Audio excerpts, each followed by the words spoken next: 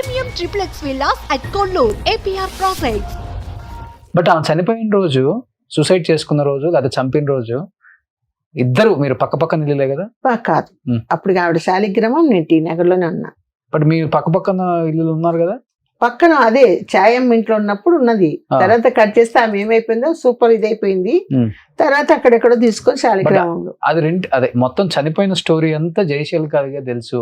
ఈ రాధాకృష్ణకి సిల్క్ స్మితకి మధ్య వారదే జయశీల గారు. చీచి ఆ రాధాకృష్ణ గోక్కోడానికి వచ్చాడు మమ్మల్ని అంతా. ఒకసారి ఆర్టిస్టులు గోకుదామని చూశాడు. అప్పటికే మేమంతా సెటిల్ అయిపోయినాం.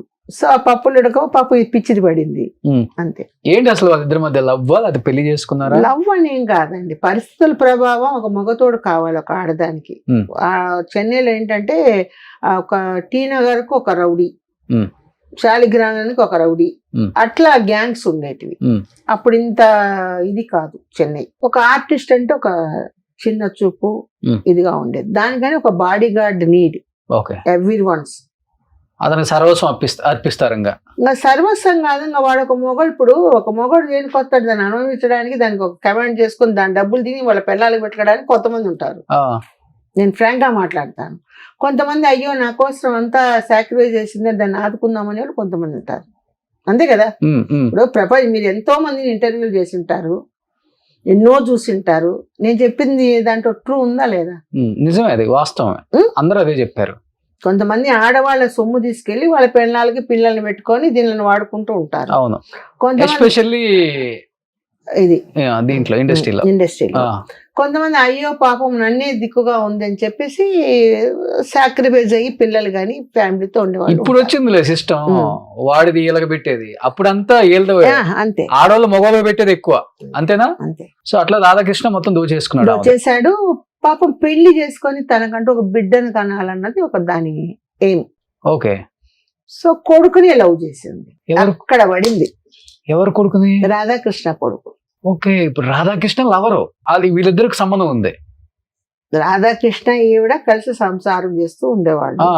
ఆ కొడుకు మీద పెళ్లి చేస్తే తెలియకుండా రాధాకృష్ణ కొడుకుతో లవ్ లో పడదే.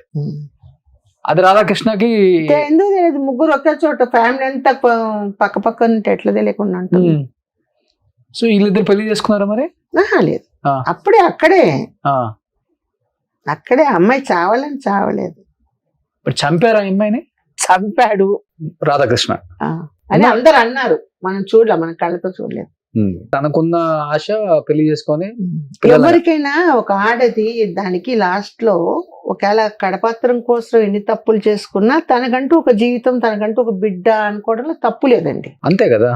ఎవరైనా అవన్నీ చూసి మర్చిపోతారు, ఇంకా మర్చిపోతారు. ఎందుకంటే నేను ఎంతో ఈ 40 సంవత్సరాల సర్వీస్ లో చాలా మంది స్టోరీస్, ఈ ఆర్టిస్ట్ అన్ని విని ఉంటాను, చూసి ఉంటారు కూడా. చూశాను, కళ్ళతో చూశాను, చాలా మందిని చూశాను. మనం బయట చెప్పకూడదు. నేను ఒక ఇండస్ట్రీలో ఉండి నా సపోజ్ ఈ ఇంటర్వ్యూ విన్నారనుకో, ఆ పెద్ద చెప్పొచ్చింది ఇది అని అన్నం కూడా అంటారు. కామన్ ఇది. చనిపోయినప్పుడు వెళ్ళారండి సిల్క్ స్మిత్ గారు? లేదు, నేను షూటింగ్ లో బిజీగా ఉన్నా. ఇద్దరు చనిపోయినప్పుడు నేను లేను. సిల్క్ స్మిత చనిపోయినప్పుడు నేను లేను. ఒక నా ఫ్రెండ్ రజని అని ఒక అమ్మాయి ఉండేది. ఆ అమ్మాయి చనిపోయినప్పుడు నేను లేను, షూట్ లో ఉన్నాను. వచ్చిన తర్వాత హుటాహుటిగా వెళ్తే చనిపోయింది.